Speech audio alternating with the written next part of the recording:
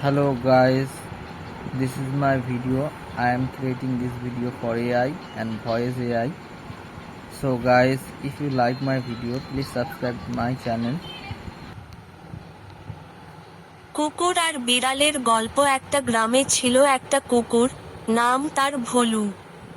ভোলু ছিল দারুণ দৌড়বিদ, গ্রাম পাহারা দিত আর সবার বন্ধু ছিল।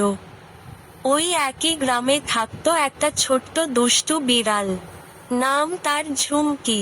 ঝুমকি সবসময় শান্তভাবে হাঁটত, কিন্তু সে ভীষণ চালাক আর বুদ্ধিমান। প্রথমে ভোলু আর ঝুমকি একে অপরকে পছন্দ করত না। ভোলু দৌড়াদৌড়ি করত আর ঝুমকি সবসময় ভোলুর খাবার চুরি করার চেষ্টা করত।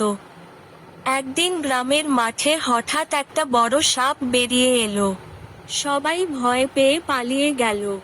ভোলু চিৎকার করল, কিন্তু সাপটা ওকে ঘিরে ফেলল।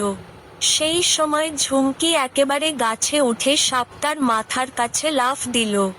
ভোলু সেই সুযোগে জোরে ঘেউ ঘেউ করে সাপটাকে ভয় দেখালো। শেষে সাপটা পালিয়ে গেল। গ্রামের মানুষজন খুশিতে ভোলু আর ঝুমকিকে দুধ ভাত খাওয়াল।